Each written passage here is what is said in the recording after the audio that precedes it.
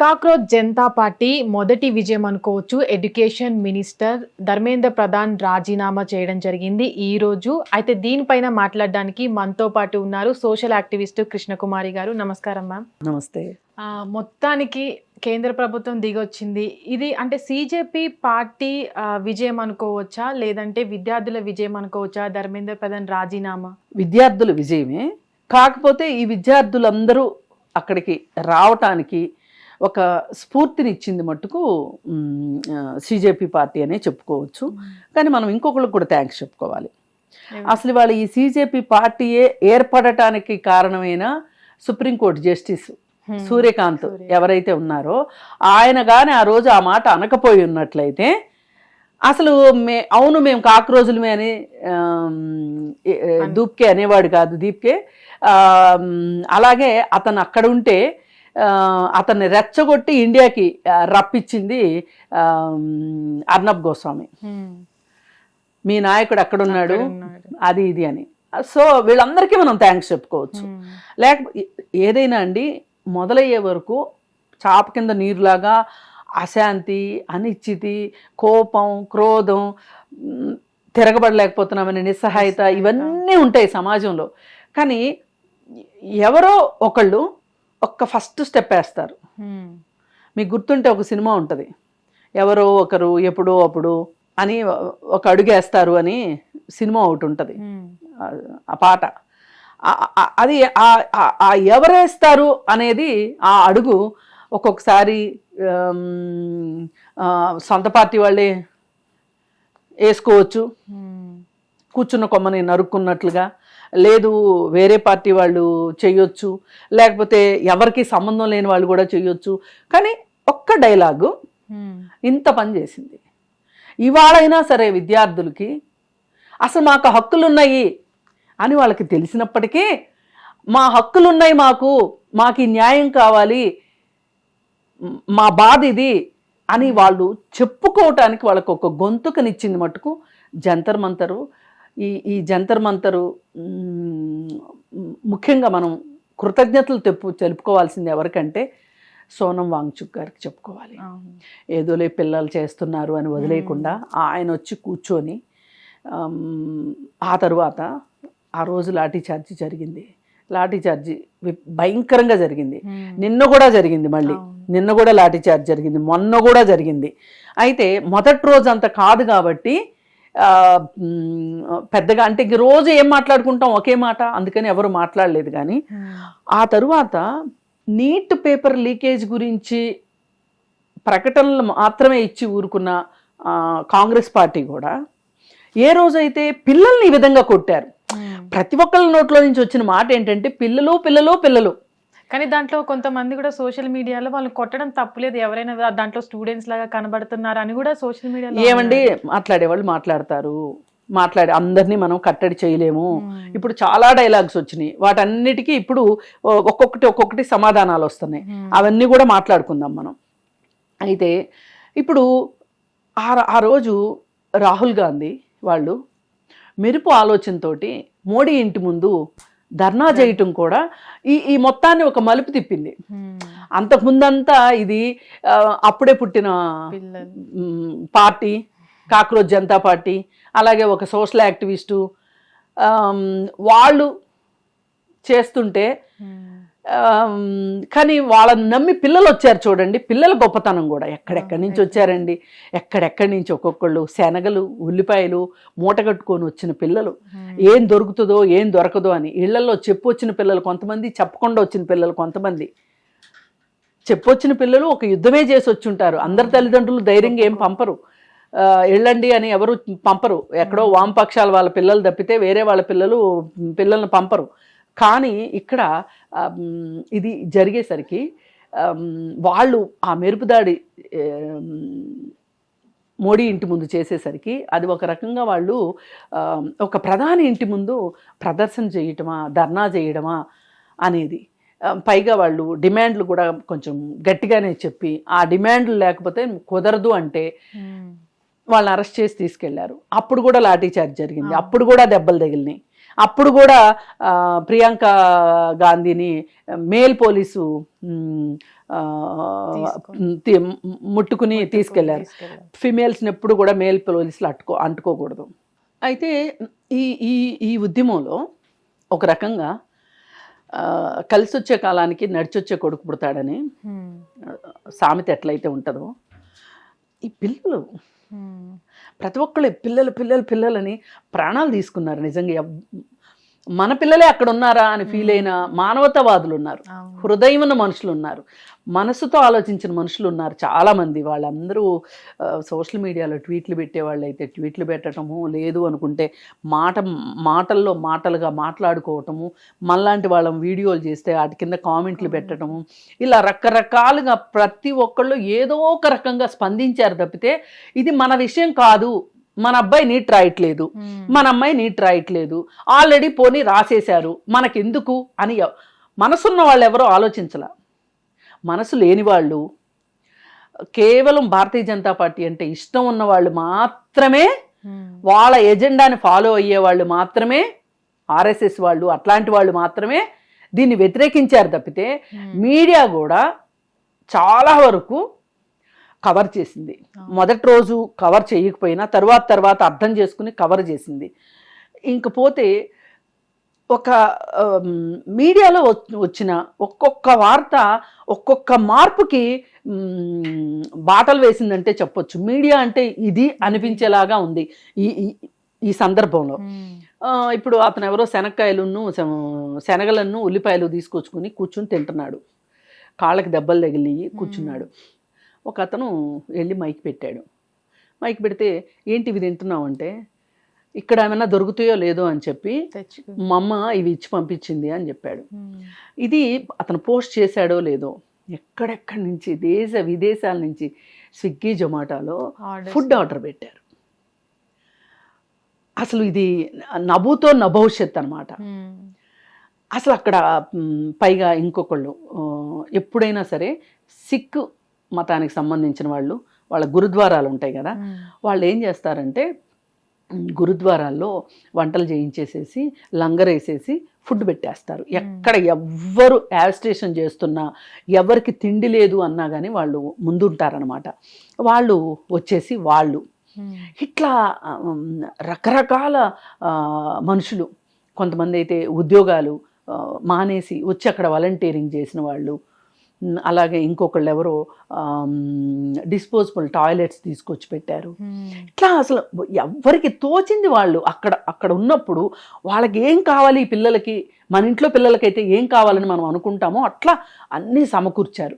ఈ సమకూరిస్తే కొంతమంది, మరి వాళ్ళని ఏమని పిలవాలో నాకు తెలియట్లేదు కానీ, వాళ్ళ మనసులో ఉన్న అక్కసనంతా వెళ్ళగక్కి ఎవరి దగ్గరో మార్కులు వేయించుకోవాలి, ఇంకేదో ఎవరి దృష్టిలోనో పడాలి, మనము చాలా సాంప్రదాయవాదులు అనిపించుకోవాలి, ఇట్లా రకరకాల ఆలోచనలతోటి కొంతమంది కొన్ని వీడియోలు చేసి పెట్టారు. అసలు వీళ్ళకి ఫుడ్ ఎక్కడి నుంచి వస్తుంది, అసలు ఈ ఉద్యమంలో పాల్గొన్న వాళ్ళందరూ నీట్ రాసిన వాళ్ళేనా వీళ్ళేనా, అసలు అవన్నీ నీట్ రాసే మొహాలేనా, డాక్టర్లు అయ్యే మొఖాలేనా, ఇలా అసలు వాళ్ళ నోటికి ఏదొస్తే అది. ఎందుకంటే మనము నోటితో అన్నం తింటామని మాత్రమే తెలుసు, నోటితో వాంతులు చేసుకుంటామనే తెలుసు, కానీ నోటితో విరోచనాలు అయితే చేసుకోం. కానీ వాళ్ళు విరోచనాలే చేసుకున్నారు ఒక రకంగా. నేను ఈ మాట అనటానికి నేనేం బాధపడట్లా. ఇవాళ ఏదో ఆ మంత్రి రాజీనామా చేశాడు కాబట్టి నేను ఇలా మాట్లాడట్లా. నేను డే 1 నుంచి ఇదే స్టాండ్ మీద ఉన్నా. వీళ్ళు మాట్లాడేది కరెక్ట్ కాదు, వీళ్ళు ఇలా మాట్లాడటం కరెక్ట్ కాదు అని. విదేశాల నుంచి ఫండింగ్ వస్తుంది అని మాట్లాడారు. మాట్లాడితే ఇవాళ కేంద్ర ప్రభుత్వ విదేశాంగ మంత్రి ఎక్కడి నుంచి ఫండ్స్ వచ్చినట్లుగా ఆధారాలు లేవు అని ఇచ్చాడు. ఇప్పుడు ఏం చేస్తారు చెప్పండి మీరు? ఎందుకు ఇంత వాంతులు విరోచనాలు చేసుకున్నారు? ఇప్పుడు ఏం చెప్తారు మరి దీనికి సమాధానం? అంటే మీరు మాట్లాడే మాటలకు విలువ ఉందా అసలు? అందుకని అరే ఉన్నది పిల్లల్ని కొడుతున్నారే అని చూడకుండా ఆడపిల్లల్ని ఎవరో ఒకరిద్దరు బూతులు మాట్లాడారని ఆ బూతుల్ని మళ్ళీ ప్రసారం చేసి వీళ్ళ బుర్రల్లో ఉన్న బూజంతా చూపించుకున్నారు తప్పితే. ఇప్పుడు ఒక సినిమా హాల్లో 1000 మంది సినిమా చూస్తుంటారు, 1000 మంది ఒకే రకంగా ఆలోచిస్తారా? ఎక్కడో ఒకళ్ళు కాస్త అటు ఇటు ఉంటారు అక్కడక్కడ. మనము ఎప్పుడు కూడా మాబ్ను కంట్రోల్ చేయలేము అసలు. ఎక్కడో దాకెందుకు చాలా గొప్పగా మాట్లాడేవాడు కూడా ఉన్నారు బీజేపీ పార్టీలో. వాజ్పేయి దానికి అతి గొప్ప ఉదాహరణ. వాజ్పేయి ఎంత గొప్పవాడండి. మీరు ఆ వాజ్పేయికి వారసులు అని చెప్పుకుంటారు, మీరు ఇట్లా మాట్లాడితే ఎట్లా? అసలు మీరు ఇట్లా మాట్లాడకూడదు అసలు. అందుకని మీరైతే ఎలా అయితే మాట్లాడుతున్నారో అట్లాగే ఈ ఉద్యమంలో కూడా ఒకళ్ళు అలాంటి వాళ్ళు ఉంటారు కూడా. అందరినీ అక్కడ శల్య పరీక్ష చేసి మెటల్ డిటెక్టర్ పెట్టి చెక్ చేసి లోపలికి తీసుకురాలేరు కదా. అందుకని ఏది ఏమైనప్పటికీ ఇప్పటి వరకు జరిగింది ఒక అంకం మాత్రమే. ఇప్పుడు ముందుంది అసలు పరీక్ష. అదేంటి అంటే ఇప్పుడు ఈయన రాజీనామా చేశారు. చేస్తూ కూడా పిల్లలు ఆందోళనకారులుగా మారి చట్టం దృష్టిలో చిక్కకూడదు, వాళ్ళ భవిష్యత్తు పాడవకూడదు, ఇట్లాంటి కారణాలతోటి నేను ఇలా రాజీనామా చేస్తున్నాను, వాళ్ళ భవిష్యత్తు కోసమే చేస్తున్నాను అని చెప్పి మొసలు కన్నీరు కారుస్తూ ఆయన రిజిగ్నేషన్ లెటర్ నేను మోడీ గారికి ఇస్తున్నాను అని చెప్పి పెట్టారు. అయితే అసలు ఈ మార్పు ఏదైతే ఉందో, ఇవాళ మాట్లాడిన మాటలు ఏవైతే ఉన్నాయో, మీరు ఈ పిల్లలు చనిపోతున్నప్పుడే గనక మీరు మాట్లాడి ఉన్నట్లయితే, పేపర్ లీక్ తర్వాత పిల్లలు చనిపోతున్నప్పుడే మీరు కానీ మాట్లాడి ఉన్నట్లయితే అసలు మీకు ఇక్కడ దాకా వచ్చేది కాదు. మీరు ఇప్పుడు రాజీనామా చేయమని కూడా అడిగేవాళ్ళు కాదు. ఇంత ఉద్యమం ఇంత ఉవ్వెత్తున వచ్చేది కాదు. మీరు ఏం చేస్తారు? అవి బొద్దింకలు. కాల్తో నలిపితే పోతాయి, హిట్ కొడితే పోతాయి, ఏంటది వాటర్ క్యానన్ పెడితే పోతాయి, బుల్లెట్స్ వేస్తే పోతాయి, లాఠీ చార్జీ, ఆ కర్రలు, ప్లాస్టిక్ కర్రలు, వాటికి మేకులు పెట్టి కొట్టారు. పిల్లెట్స్ కూడా యూజ్ చేశారు. మళ్ళీ అసలు యూనిఫామ్లో లేని వాళ్ళు, ఏ పోలీస్కైనా యూనిఫామ్ లేకుండా ఉంటుందా అండి? ఇంత పెద్ద బందోబస్తుకు వచ్చేటప్పుడు యూనిఫామ్ వేసుకోకుండా వస్తారా? ఎవరో ఒకళ్ళు వేసుకురాలేదంటే అది వేరే విషయం. చెప్పులు కూడా లేవు, షూస్ కూడా లేవు, కనీసం చెప్పులు వేసుకుని వచ్చారు. ఒక అతనైతే అసలు బనీన్తో వచ్చాడు. ఏంది వాళ్ళకి ఆ ఉత్సాహం? మీరు గుర్తించాలి అంటే వాళ్ళని గుర్తించండి. అసలు ఇప్పుడు ఇది కూడా జరిగేది కాదు. వీళ్ళు 2 రోజుల నుంచి ఏం చెప్తున్నారంటే, మేము నేషనల్ సెక్యూరిటీ యాక్ట్ అనేది ఒకటి తీసుకొచ్చి వీళ్ళందరినీ మేము అరెస్టులు చేస్తాము, వీళ్ళందరికీ కేసులు అవుతాయి, వీళ్ళందరికీ పాస్పోర్టు కోసం వస్తే పాస్పోర్ట్ రాదు, మళ్ళీ ఏదైనా జాబు అన్నప్పుడు జాబ్ వెరిఫికేషన్ అప్పుడు వీళ్ళ మీద కేసులు ఉన్నాయంటే ఉద్యోగాలు రావు, వీళ్ళు ఎందుకు పనికి రాకుండా అయిపోతారో అది ఇది అని చెప్పి 3 రోజుల నుంచి టీవీల నిండా ఓదరగొట్టేశారు. వీళ్ళకి కొంతమంది ఉన్నారు కదా వ్యక్తులు, మాట్లాడగలిగే వ్యక్తులు, వాళ్ళ చేత ఈ విధంగా బంబాట్గా చెప్పించేశారు. అయినా ఎవ్వరు బెదరలేదు, అదరలేదు. వీళ్ళకి అర్థమైపోయింది, ఏం చేసినా వీళ్ళు నోరు మూసుకోరు, వాళ్ళు అడిగింది మనం చెయ్యాల్సిందే. అంటే వీళ్ళు ఎన్ని రకాలుగా శారీరకంగా బాధ పెట్టారు, మానసికంగా బాధ పెట్టారు, తినటానికి తిండి లేకుండా చేశారు, తాగడానికి నీళ్లు లేకుండా చేశారు, కనీసం వాష్రూమ్లు కూడా లేకుండా చేసేశారు. మొన్న రాత్రి అయితే మొత్తం జంతర్ మంతర్ చుట్టూతూ బారికేడ్స్ పెట్టేసేసి లోపల ఉన్నోళ్ళు బయటికి వెళ్ళకూడదు, బయట వెళ్ళలేదు, బయట ఉన్నోళ్ళు లోపలికి రావడానికి వీల్లేదు. ఓ పక్కన రక్తాలు కారి దెబ్బలు తగిలితే ఫస్ట్ ఎయిడ్ కూడా చేసుకోవడానికి వీలు లేకపోకుండా వాళ్ళంత దుర్మార్గంగా వాళ్ళంతా హింసించారు, ఒక రకంగా భయపెట్టారు. అంటే టెర్రరైజ్ చేయడం అంటారు కదా, అట్లా టెర్రరైజ్ చేసేశారు. ఏం చేసిన వాళ్ళు అదరలేదు, బెదరలేదు, అదే డైలాగ్ మీద ఉన్నారు వాళ్ళు. ఆ డైలాగ్ మీద ఉండేసరికి నడ్డా గారు ఏదో కొంచెం చెప్పాలని చూశారు, శాంతపరచాలని చూశారు, అవ్వలేదు, అర్థమైపోయింది. ఇంకా తప్పదు అనే ఈ నిర్ణయం తీసుకున్నాడు. అయితే ఇక్కడ ఇంకోటి చెప్పుకోవాలి, ధర్మేంద్ర ప్రధాన్ అన్నతను వాళ్ళ ఫాదర్ కూడా మినిస్టర్గా చేశాడు వాజ్పేయి గవర్నమెంట్లో. ఇతను 2004 నుంచి ప్రత్యక్ష రాజకీయాల్లో ఉన్నాడు. అప్పటి నుంచి గెలుస్తూనే ఉన్నాడు, గెలవకపోయినా కానీ రాజ్యసభ సీటు ఏదో ఒకటి ఇస్తానే ఉన్నారు. ఈయన ఇప్పటికీ ఒక 3 మంత్రిత్వ శాఖలు నిర్వహించారు. ఒకటి ఖనిజాభివృద్ధి సంస్థ, దాని కరెక్ట్ టర్మినాలజీ ఏంటో కానీ మొత్తానికి మన ఇనుప ఖనిజానికి సంబంధించిన డిపార్ట్మెంటు. ఆ డిపార్ట్మెంటుకి ఆయన చేసినప్పుడు ఆయన ఆంధ్రప్రదేశ్లో వైజాగ్లో విశాఖ ఉక్కు ఆంధ్రుల హక్కు అని విశాఖ ఉక్కు ఏర్పడింది. ఆ విశాఖ ఉక్కుకి ఇవాళ విశాఖ ఉక్కుని ఏమంటారు త్రిశంకు స్వర్గంలో పెట్టేటట్లు చేసిందే ఈయన.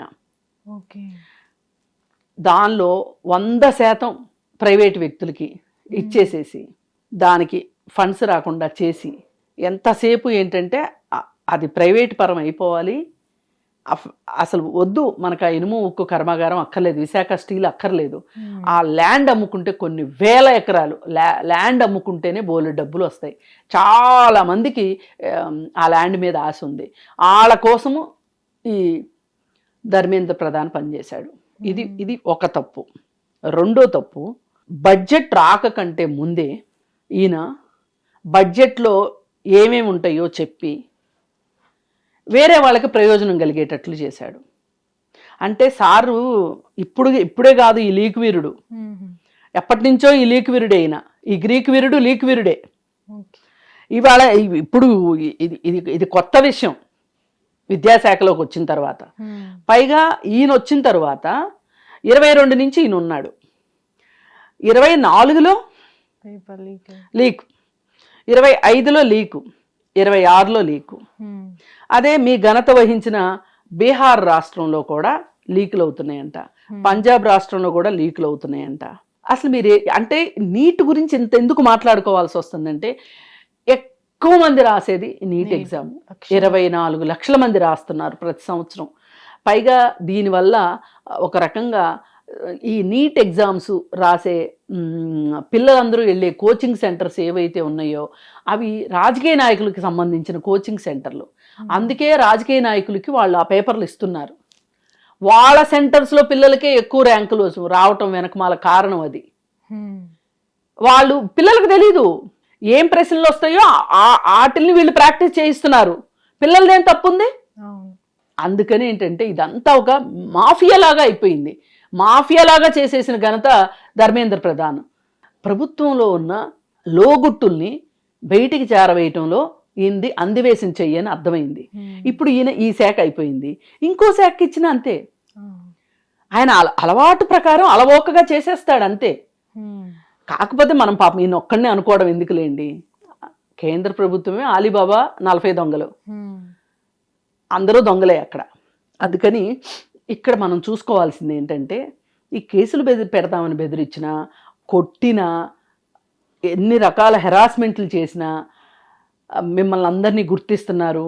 మీ ఆ ఏరియాలో ఉన్న సెల్ ఫోన్ టవర్ను బట్టంట ఎవరెవరు ఏ వ్యక్తి అయితే అక్కడ ఉన్నాడో ఆ వ్యక్తిని గుర్తిస్తున్నారంట.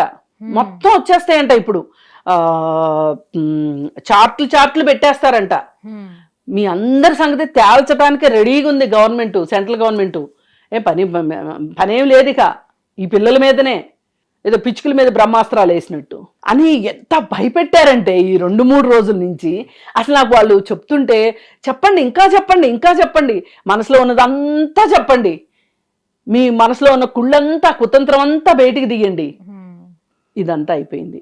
ఇప్పుడు ఇంకా చేయాల్సినవి ఏంటంటే ఈయన రాజీనామా చేయాలి, పరీక్షా విధానాన్ని ప్రక్షాళన చెయ్యాలి.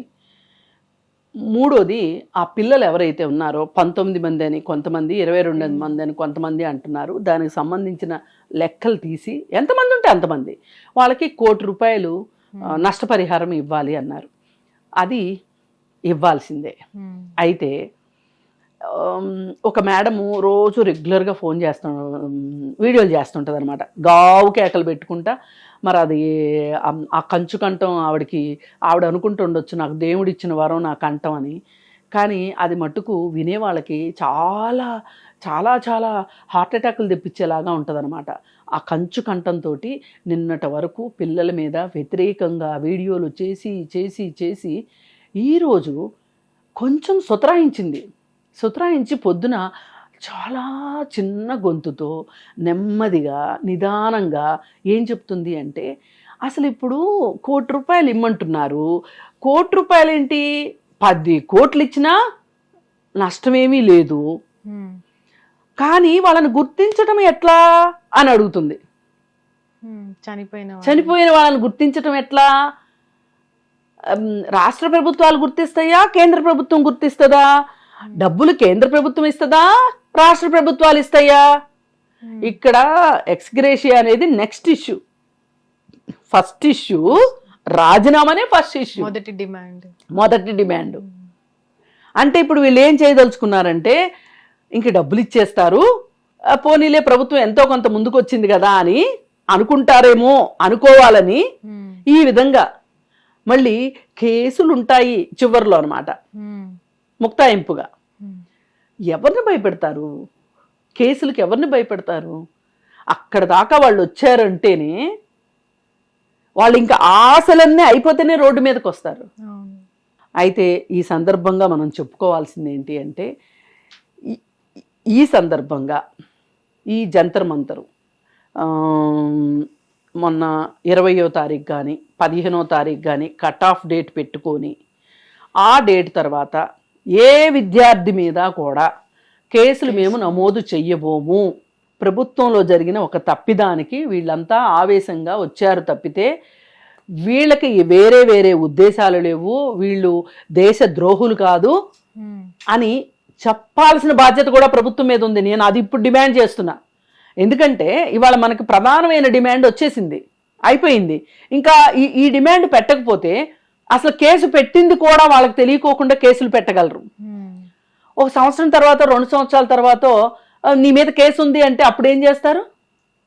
అదేదో ఇప్పుడే మాట్లాడాలి. ఈ 15 రోజుల్లో మట్టుకు ఎవ్వరిపైన కేసు నమోదు కాకూడదు, భారతదేశం మొత్తం మీద ఏ విద్యార్థి మీద కేసు నమోదు కాకూడదు. అంటే దీనికి సంబంధించి మాత్రమే. వేరే ఏదన్నా చేస్తే అది వేరే విషయం, దానికి సంబంధించి మనం మాట్లాడకూడదు. ఈ ప్రొటెస్ట్కి సంబంధించి ఈ బొద్దింకల సమావేశానికి వెళ్ళినందుకు కానీ, నిరసనలో పాల్గొన్నందుకు కానీ వాళ్ళ మీద ఏ విధమైన చర్యలు ఉండటానికి వీల్లేదు. అలాగే ప్రభుత్వం దగ్గర నుంచి వచ్చే సంవత్సరం నుంచి ఎగ్జామ్స్ సరిగా పారదర్శకంగా నిర్వహిస్తామనేది ఒకటి. రెండోది నన్ను అడిగితే, అసలు ఈ మెడికల్ సీట్లకు సంబంధించి నేషనల్ ఎగ్జామ్ కంటే కూడా ఏ రాష్ట్రానికి ఆ రాష్ట్రం, ఏ యూనివర్సిటీకి ఆ యూనివర్సిటీ ఎగ్జామ్ అయిపోవాలి. అయిపోయిన తర్వాత వీళ్ళు ఎంబీబీఎస్ అయిపోయిన తర్వాత వీళ్ళందరికీ నేషనల్ ఎలిజిబిలిటీ టెస్ట్ ఒకటి పెట్టాలి. ఇప్పుడు ఫారిన్ స్టూడెంట్స్ ఇండియాకి వచ్చినప్పుడు వాళ్ళకి టెస్ట్ పెడుతున్నారు. ఆ టెస్ట్ లాంటి టెస్ట్ పెట్టారనుకోండి, ఇప్పుడు లాయర్స్కి కూడా పెట్టారు. ఆ టెస్ట్ పాస్ అవ్వాలి. కాలేజీలో లా చదివినా కానీ మళ్ళీ ఎగ్జామ్ రాయాలి. ఇప్పుడు బిఎస్సి బిఈడి చేసిన వాళ్ళకి డిఎస్సి పెడుతున్నారా లేదా? అట్లా డాక్టర్లకు కూడా క్లియరెన్స్ ఎగ్జామ్ ఒకటి పెట్టారనుకోండి, అటు ఫారెన్ నుంచి వచ్చిన స్టూడెంట్స్కి ఇబ్బంది ఉండదు, ఇక్కడ లోకల్గా ఉన్న స్టూడెంట్స్కి ఇబ్బంది ఉండదు. పైగా ఈ వేలంపాట్లో 1 కోటి, 2 కోట్లు, 3 కోట్లు పలుకుతున్న మెడికల్ సీట్లకి ఎంతో కొంత అడ్డుకట్ట పడుతుంది. మీరు మోయలేని భారం నెత్తికెత్తుకుని దారిలోనే కింద పడేసి పాలు పెరుగు నేలపాలు చేయటం కరెక్ట్ కాదు అసలు. ఎందుకు మీకు అంత బరువు బాధ్యత లేదు? ఇదివరకు లేదు. ఇది ఏ యూనివర్సిటీకి ఆ యూనివర్సిటీ ఎగ్జామ్ పెట్టుకునేవి. డీమ్డ్ యూనివర్సిటీలో స్టేట్ లెవెల్ టెస్ట్ ఒకటి ఉండేది, కర్ణాటక వాళ్ళకి కర్ణాటక టెస్ట్ ఉండేది, తమిళనాడు వాళ్ళకి తమిళనాడు టెస్ట్ ఉండేది. అది ఈజీగా ఉండేది. అప్పుడు ఇంత గందరగోళం లేదు. వీళ్ళు వచ్చిన తర్వాతే మొదలెట్టారు. పైగా ఊరు దగ్గరికి వచ్చిన తర్వాత పెళ్ళాం గుర్తొచ్చిందంటే ఆవిడకు ఊరు వదిలి వెళ్ళిపోయినోడికి ఇప్పుడు చెప్తున్నారు మేము ఇచ్చేసేస్తాం, అచ్చేసేస్తాం. ఇక నుంచి అసలు మా మోడీ గారు ఎంతో అనుకుంటున్నారు, ఏదో చేయాలనుకుంటున్నారు అని చెప్తున్నారు. ఏమైంది 12 సంవత్సరాలు? ఎక్కడ నిద్రపోయారు మీరంతా? అంటే ఇంత జరిగితే గానీ మీకు బుద్ధి జ్ఞానం రాదా? చిన్న పిల్లలు వచ్చి మీకు బుద్ధి చెప్పాలా? అందుకని ఏది ఏమైనా ఇది పిల్లల విజయం. అంటే సిజేపీ పార్టీ నెక్స్ట్ స్టెప్ ఏంటనుకోవచ్చు? అంటే ఈరోజు రాజీనామా తర్వాత కూడా అభిజిత్ దీప్కే మాట్లాడుతూ కూడా ఒక వికెట్ పడింది, ఇంకా మనం చూడాలి, మొదటి విజయం సాధించేసామన్నారు. అంటే దీని తర్వాత వీళ్ళ వ్యూహం ఏమనుకోవచ్చు? ఇంకా ఎవరైనా టార్గెట్ ఉన్నారనుకోవచ్చా? దీంతోనే సిజేపీ పార్టీ వెనక్కి తగ్గుతుంది అనుకోవచ్చా? ఇంకా చాలా దేశంలో చాలా వరకు ప్రాబ్లమ్స్ ఉన్నాయి, దాని మీద కూడా మాట్లాడారు. అసలు మొదట్లోనే ఏం మాట్లాడారు? సర్ పేరుతోటి ఓట్లు తీసేసే అధికారిని శిక్షించాలి అన్నారు. వాళ్ళపైన దేశద్రోహ నేరం పెట్టాలి, ఉపా చట్టం పెట్టాలి అన్నారు. అలాగే ఇంకొకటి సుప్రీంకోర్టు న్యాయమూర్తులు ఎవరైనా సరే వాళ్ళు రిటైర్ అవగానే గవర్నమెంట్ ఇచ్చే పోస్టులు తీసుకోవటానికి వీల్లేదు. ఆ ఎంగిలి మెతుకుల కోసమే వీళ్ళు ఇష్టారీతిన జడ్జిమెంట్లు ఇస్తున్నారు ప్రభుత్వానికి అనుకూలంగా. అందుకని చెప్పి వాళ్ళకి అసలు ఆ అవకాశం ఇవ్వకూడదు అని చెప్పి పెట్టారు. ఇట్లా ఉన్నాయి వాళ్ళ డిమాండ్స్. బహుశా ఇది ఒక ప్రెషర్ గ్రూప్గా పనిచేస్తుంది తప్పితే బాగా పొలిటికల్ గ్రూప్గా పనిచేస్తుంది అనేంత నమ్మకం నాకు కలగట్లేదు. చూడాలి ఏం జరుగుతుంది అనేది. ప్రెషర్ గ్రూప్ అంటే ఏంటంటే ఏదైనా ఒక సమస్య వచ్చినప్పుడు ఒక యాజిటేషన్ చేయడానికి, ఇప్పుడు పొలిటికల్ పార్టీస్కి కొన్ని ఉంటాయి ఉంటాయి వీళ్ళకి అట్లా ఏం లేదు. వీళ్ళు స్వేచ్ఛ స్వతంత్రులు, అసలు వీళ్ళు ఎలా ఉండటమే కరెక్టు. వీళ్ళకి ఏ రకమైన ఆందోళనలోకి వీళ్ళు వెళ్తే దానికి సంబంధించిన వాళ్ళు వచ్చి ఆందోళనలో చేరతారు. ఇలా అయితే ప్రజలు ఎక్కువ నమ్ముతున్నారు. ఇప్పుడు రాజకీయ పార్టీల జోలికి వెళ్ళడం కంటే కూడా ఇప్పుడు ఈ పిల్లలందరూ ఒక కాంగ్రెస్ పార్టీ పిలిపిస్తే వచ్చేవాళ్ళు కాదు. వీళ్ళంతా నమ్మకం పోయింది. అందుకని వీళ్ళకి ఏంటంటే ఒక నమ్మకం కలిగించారు కాబట్టి వీళ్ళు ఇలా ఉండటమే కరెక్ట్. వీళ్ళని ప్రెషర్ గ్రూప్స్ అంటారు. సొసైటీలో ఇట్లాంటి వాళ్ళు పనిచేయాలి. వీళ్ళు తక్షణ సమస్యల గురించి మాట్లాడతారు. ఈ రోజు ఏంటి సమస్య? ఓట్లు తీసేస్తున్నారు కదా, దీని గురించి మాట్లాడతారు. మరి ఆ సీజే అలా ఎందుకు మాట్లాడాడు, అంత ఎక్కసంగా ఎందుకు మాట్లాడాడు, మరి పిల్లల్ని అట్లా కొట్టారండి ఆ వీడియోలు చూడండి అంటే నాకంత నేను పల్లెకుండా కూర్చున్నానా, నేను అంత తీరిగ్గా కూర్చున్నానా, నేను చూడను అన్నాడు. చూడను అంటే దాన్ని బోళ్ళు మంది సమర్థించారు. ఎట్లా అండి అసలు? వీళ్ళు పక్కన చెప్తున్నారు పోలీసులు కాని వాళ్ళు వచ్చారు, విచక్షణారహితంగా కొట్టారు, ఆడపిల్లల్ని కొట్టారు, ఆడపిల్లలు బట్టలు లాగారు, ఇష్టారీతిని భయపెట్టి అక్కడి నుంచి పారిపోయేలాగా చేశారు అని చెప్పి. కానీ ఒక్కటైతే వాస్తవం, ఆ సీజే ఎందుకన్నాడో తెలియదు కానీ బొద్దింక అని, అసలు నిజంగా బొద్దింకలు మామూలుగా అందరి రక్తం, జంతువుల రక్తం కూడా ఆఖరికి మనుషులది వేడిగా ఉంటుంది, బొద్దింకల రక్తం చల్లగా ఉంటుంది. అది తిండి లేకుండా దాదాపు 15 రోజులు బతకగలం. దానికి 6 కాళ్ళు ఉంటాయి, కొన్ని కాళ్ళు పోయినా బతుకుతుంది. అది తల చాలా వరకు తెగిపోయి ఇంతే ఉన్నా బతుకుంటుంది. ఒక మొండి ప్రాణి అనమాట. ఆ మొండి ఘటాలు అంటారు చూసారా, ఆ మొండి ప్రాణులు అవి మంచి ఆహారాన్ని తినవు. అవి ఇక్కడ చెత్త ఉంది, దీన్ని క్లీన్ చేయాలి అంటే అవి ప్రకృతిలో పుట్టిందే అందుకు. అందుకని మంచి పేరు పెట్టినందుకు ఆయనకి మళ్ళీ ఇంకోసారి థ్యాంక్స్ చెప్తూ, అలాగే ఈ బొద్దింకల పార్టీని నమ్మి ఇంతమంది ఢిల్లీ దాకా రాష్ట్రాల నుంచి, ఒక అతనైతే ఆస్ట్రేలియా నుంచి కూడా వచ్చాడు, కంట్రీస్ నుంచి కూడా వచ్చారు. ఇది మట్టుకు చరిత్రలో నిలబడిపోయే అంశం. ఈ మొత్తంలో మనం గట్టిగా చెప్పుకోవాల్సిన పేర్లు కొన్ని ఉన్నాయి. ప్రకాష్ రాజ్ కావచ్చు, రేణుకా చౌదరి గారు కావచ్చు, అలాగే సోనాక్షి సిన్హా, సోనూ సూదు, ఎవరైతే ఇండస్ట్రీలో ఈ బాలీవుడ్లో ఎవరైతే ముందుకొచ్చి చెప్పారో, అలాగే టాలీవుడ్లో ఎవరైతే ముందుకొచ్చి చెప్పారో, ఒకరిద్దరే చెప్పారు, వీళ్ళందరికీ కూడా పేరున కృతజ్ఞతలు తెలియజేస్తూ, వీళ్ళు సమాజానికి నిజంగా ఉపయోగపడే వ్యక్తులు. ఒక ఏమంటారు, ఒక సార్థకత కావాలనుకునే మనుషులు. ఇప్పుడు గంగిగోవు చాలు గరిటెలేని చాలు అంటారు చూసారా, అట్లా మనకి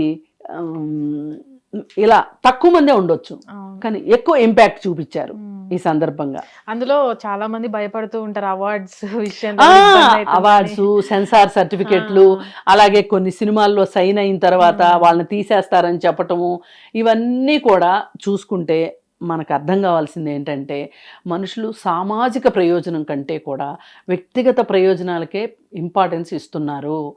ఎవరైతే ఆ వ్యక్తిగతమైన ఇంపార్టెన్స్ ఇచ్చుకుంటారో వాళ్ళే ప్రపంచం గురించి మాట్లాడరు. ఇంకొంతమంది ప్రపంచం మీద పడి బతికే వాళ్ళు ఉంటారు, పరాన్న జీవులు. వాళ్ళేమో ఏ మంచి జరుగుతున్నా దాన్ని చెడుగా వక్రీకరించి ఒక ప్రచారం చేయడానికి సిద్ధపడిపోతూ ఉంటారు. వీళ్ళు పరాన్న జీవులు. కొంతమంది బుద్ధిజీవులు ఉంటారు, వాళ్ళు అసలు ప్రపంచంలో ఏం జరిగింది పట్టించుకోరు, ఎవరిని ఇబ్బంది పెట్టరు, ఏ కంట్రిబ్యూషన్ ఇవ్వరు, వాళ్ళ దోవనాళ్ళు నమో నారాయణ అన్నట్టుంటారు. వాళ్ళ వల్ల పెద్ద నష్టం లేదు, వీళ్ళే అసలైన శత్రువులు. మ్యామ్ అందులో ఈ ప్రొటెస్ట్ స్టార్ట్ అయినప్పటి నుంచి కూడా మనం చూస్తున్నాం చివరిగా, అంటే నార్మల్గా చాలా మంది against గా మాట్లాడారు, వీళ్ళంతా దేశద్రోహులు, యాంటీ నేషనలిస్టులు అని చాలా మంది మాట్లాడడం జరిగింది. అంటే వీళ్ళకి ఈ విజయం ఎలా ఉంటుంది, చెంపపెట్టిలా ఉంటుందా? మీరు వాళ్ళకి ఏం సమాధానం చెప్తారు? నేనేమి చెప్పను, నిజం నిలకడ మీద తెలుస్తుంది. మాట్లాడారు కదా, మాట్లాడండి అనుకున్నా నేను కూడా మనసులో. మీ మనసులో ఎంత కుళ్ళుంటే, ఎంత కుతంత్రం ఉంటే, ఎంత చెత్త ఉంటే అంత విరోచనాలు చేసుకోండి అనుకున్నా. చేసుకున్నారు. ఇప్పుడు చెంప చెళ్ళు అనిపించేటట్లు వీళ్ళు అభిమానించే ప్రభుత్వం యొక్క గవర్నమెంట్లో వ్యక్తే విదేశీ ఫండ్స్ రాలేదు. అసలు వీళ్ళందరికీ ఇంత తిండి ఎక్కడి నుంచి వస్తుంది, ఇంత పారబోస్తున్నారు వీళ్ళ పిల్లలు, స్టూడెంట్స్కి ఇన్ని డబ్బులు ఉంటాయా అని పెద్ద పెద్ద కళ్ళు చేసేసి అమ్మోరిలాగా మాట్లాడితే సరిపోదు. తినకుండా కూడా ఉన్నారు వాళ్ళు, తాగకుండా కూడా ఉన్నారు మంచినీళ్ళు. కానీ ఒక రోజు చూసిన తర్వాత, ఒక పూట చూసిన తర్వాత, వాళ్ళ కష్టాలు చూసిన తర్వాత ఒక్కొక్కరు మనసులు ద్రవించిపోయి, అది కూడా ఈ మీడియా పుణ్యమే, వాళ్ళ వాస్తవ పరిస్థితిని కళ్ళకు గట్టినట్టు చూపించేసరికి ఎక్కువ ఆర్డర్లు హైదరాబాద్ నుంచి, బాంబే నుంచి వెళ్ళినాయంట. ఓకే, ఫుడ్ ఆర్డర్లు సౌదీ నుంచి కూడా వచ్చినాయి. అసలు ఇంకా గమ్మత్తు, కొంతమంది స్టూడెంట్స్ని దీనికి వ్యతిరేకంగా వీడియోలు చేయమని చెప్పి అడిగారు. ఒక్కొక్క వీడియోకి 30,000 ఇస్తామన్నారు, అయినా లొంగలేదు పిల్లకాయలు. అది నిజాయితీ అంటే. ఏది ఏమైనా ఇది చారిత్రాత్మకమైన విజయం. ఈ విజయంతో అయిపోయింది అని అనుకోవటం కాకుండా, ఈ బొద్దింకల పార్టీ సమాజంలో ఏం జరిగినా వాళ్ళు ఒక విజిల్ బ్లోయర్స్గా ఉంటారు అని నేను మనస్ఫూర్తిగా కోరుకుంటూ, దీంట్లో భాగస్వామ్యం అయిన వాళ్ళు, మనస్ఫూర్తిగా ఇష్టపడిన వాళ్ళు, సంఘీభావం తెలిపిన వాళ్ళు, సహాయం చేసిన వాళ్ళు, అలాగే మీడియా మిత్రులు అందరికీ కృతజ్ఞతలు తెలియజేస్తాను. హిట్ టీవీ యాప్, ఇందులో short news, live news, entertainment shows, movies, digital magazines తో పాటు మీ జిల్లా వార్తలను కూడా ఫ్రీగా చూడొచ్చు. ఇంకెందుకు ఆలస్యం, వెంటనే హిట్ టీవీ యాప్ ని డౌన్లోడ్ చేసుకుని ఫ్రీగా ఎంటర్టైన్మెంట్ పొందండి. Hit TV app, hit TV app, please download hit TV app. Hit TV app ని ఫ్రీగా డౌన్లోడ్ చేసుకొని ఎంజాయ్ చేయండి. మీకు నచ్చిన ఎంటర్టైన్మెంట్ కోసం హిట్ టీవీ యాప్ ని ఫ్రీగా డౌన్లోడ్ చేసుకొని ఎంజాయ్ చేయండి. హిట్ టీవీ యాప్ ని డౌన్లోడ్ చేసుకుని ఆస్వాదించండి, ఆశీర్వదించండి. ఇంతమంది సెలబ్రిటీలు హిట్ టీవీ యాప్ ని డౌన్లోడ్ చేసుకోండి అని చెప్తున్నారంటే ఎంత మంచి యాప్ ఆలోచించండి. అమెరికాలో చదవాలనుకునే వాళ్ళకి విశ్వసనీయమైన పేరు మన శౌర్య కన్సల్టెన్సీ. UK లో 1 year masters, UK లో 1 year masters, 2 years work permit up to 5 years visa. Contact Saurya Consultancy. Contact 89851 89851.